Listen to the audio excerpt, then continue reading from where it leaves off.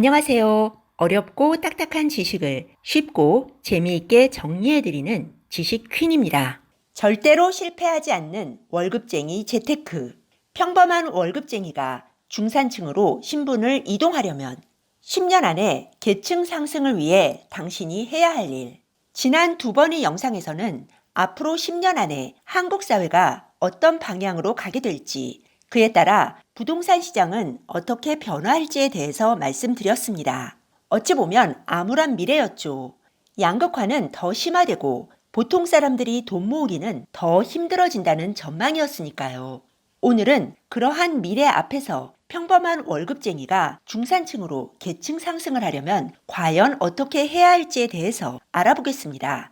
아울러 방향성은 제대로 가져가면서 실패 확률은 제로인 월급쟁이 재테크에 대해서도 정리해 보겠습니다. 참, 전제 조건이 하나 있습니다. 이 영상에서는 재테크 지식도 별로 없고 지식을 쌓을 시간도 없는 평범한 직장인 기준에서 말씀드리는 겁니다. 큰 방향만 잡고 재테크에는 최소한의 노력만 들이고 남는 시간에 자기 개발을 하거나 가족들과 단란한 시간을 보내면서 평탄한 삶을 살고 싶은 분들 기준으로요. 부자가 되고 싶거나 남들과 다른 삶을 살고 싶은 분들을 위한 영상이 아닙니다. 똑똑하고 애널리스트만큼 공부할 수 있고 이런저런 투자 경험을 쌓는데 기꺼이 많은 시간을 낼 수 있는 분들은 본인들에게 맞는 방법을 찾아서 하시면 됩니다. 자, 절대로 실패하지 않는 월급쟁이 재테크 시작됩니다.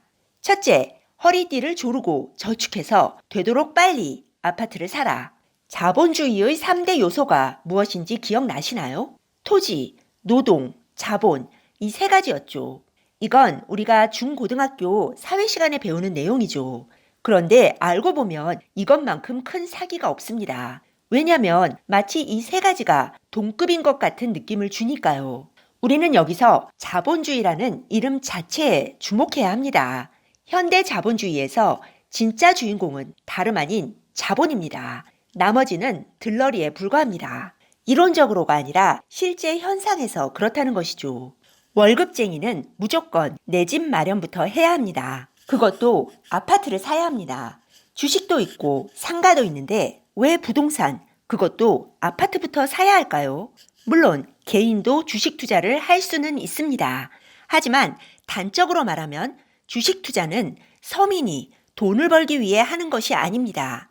사업이나 부동산 투자를 통해 이미 돈을 많이 번 사람들이 포트폴리오 차원에서 또는 위험 분산 차원에서 자산의 일부를 주식으로 갖고 있는 것입니다. 주식을 많이 보유하고 있는 돈 많은 사람들이 많기 때문에 우리가 주식 투자로도 돈을 벌 수 있다는 착각을 하게 되는 것이죠. 물론 돈을 벌 수는 있습니다. 다만 확률이 낮습니다.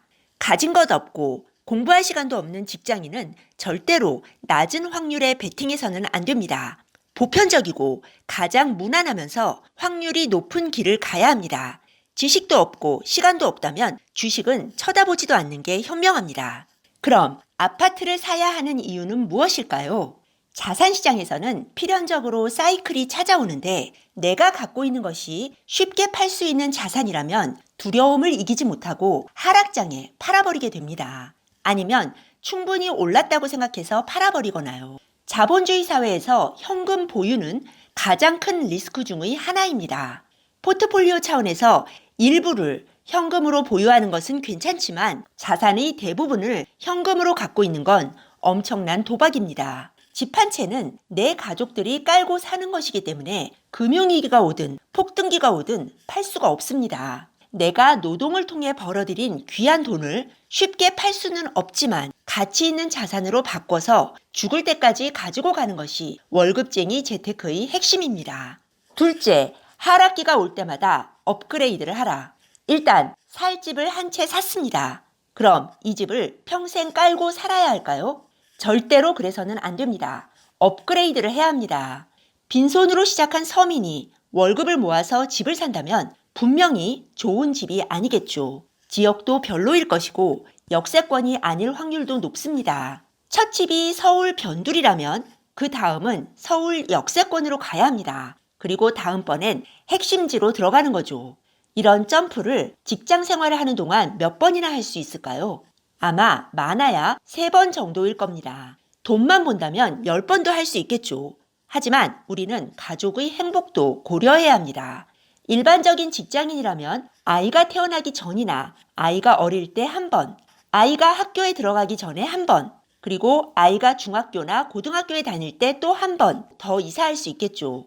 운이 좋다면 아이가 대학에 들어간 후에 1번 더 할 수 있겠고요. 그럼 업그레이드는 언제 해야 할까요? 상승기? 아니면 침체기? 전문가들한테 물어보면 당연히 침체기 때 업그레이드를 하라고 합니다. 왜냐면 침체기나 하락기에는 자산 가치가 다 떨어지고 많이 오른 자산의 하락폭이 상대적으로 더 큽니다. 즉, 비싼 아파트와 싼 아파트 간의 격차가 줄어드는 것이죠. 그런데 문제가 있습니다. 침체기에는 저렴한 내 집도 잘 팔리지 않는다는 겁니다. 결국 이 전략의 핵심은 내 집을 싸게 팔고 더 좋은 집을 싸게 사는 데 있습니다. 보통 사람들에게는 첫 집이 너무나 소중하기 때문에 어렵게 마련한 내 집을 헐값에 파는 게 아주 어렵습니다. 원래 5억 했던 집을 3억에 판다면 2억을 손해보는 기분이 들겠죠. 하지만 절대로 그렇게 생각해서는 안 됩니다. 2억을 손해보고 내 집을 팔고 더 좋은 집을 4억 더 싸게 산다면 2억을 손해보는 게 아니라 2억을 버는 겁니다. 문제가 하나 더 있습니다. 침체기에는 모든 자산의 가격이 다 떨어지기 때문에 빚을 더 내서 더 비싼 아파트를 살 엄두가 나지 않습니다. 제 지인의 예를 들어보겠습니다. 지인은 경기도 C급 신도시에 살고 있었는데 B급 신도시로 가려면 대출을 2억, A급 신도시로 가려면 대출을 4억 받아야 했습니다. 지인은 간이 작아서 강남 같은 곳은 알아보지도 않았습니다. 만만한 신도시만 보았죠. 수없이 고민했지만 결국 실행하지 못했습니다. 왜냐하면 C급 신도시에 있는 본인의 집은 생애 최초로 마련한 첫 집이었고 이미 대출도 다 갚아서 홀가분한 상태였습니다. 빚 다 갚고 이제야 통장에 현금이라는 게 쌓이기 시작했는데 여기에 빚을 더 내서 더 좋은 지역으로 가려니 숨이 막혔던 것이죠. 그래, 내 주제에 뭐 나라 경제도 어떻게 될지 모르는데 빚 없이 마음 편하게 사는 게 제일이지. 이렇게 생각했습니다. 당시 지인의 통장에는 1억이 넘는 현금이 있었습니다. 볼 때마다 뿌듯했죠. 그런데 몇 년이 지난 지금 어떻게 되었을까요? 2억이 있으면 갈아탈 수 있었던 B급 신도시와의 격차는 이제 7억으로 벌어졌습니다. A급 신도시와의 격차는 몇 년 전 4억에서 이제는 9억으로 벌어졌습니다. 원래 지인은 모아둔 1억에 돈을 더 보태서 상가를 살 생각이었습니다. 그런데 상승기에는 수익형 부동산도 오르기 때문에 그 돈으로는 괜찮은 상가는 넘볼 수도 없게 되었습니다. 만약 지인이 몇 년 전에 B급 신도시로 갈아탔더라면 모든 것이 달라졌겠죠. 물론 업그레이드를 하락기에만 할 수 있는 것은 아닙니다. 상승기에 업그레이드를 해도 괜찮습니다. 다만 상승기에는 싼 집이 오르는 폭보다 비싼 집이 오르는 폭이 더 크기 때문에 대출을 더 많이 받아야 합니다.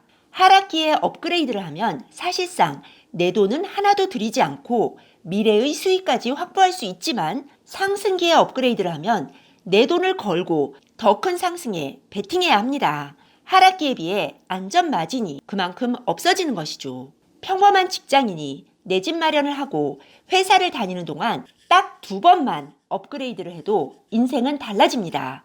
경제적인 부분만 보자면요. 은퇴 준비가 따로 필요 없습니다. 따로 연금을 들거나 보험을 들지 않아도 50대 이후에는 비슷한 선상에서 출발한 동료들보다 자산 면에서는 훨씬 더 우위에 서게 됩니다.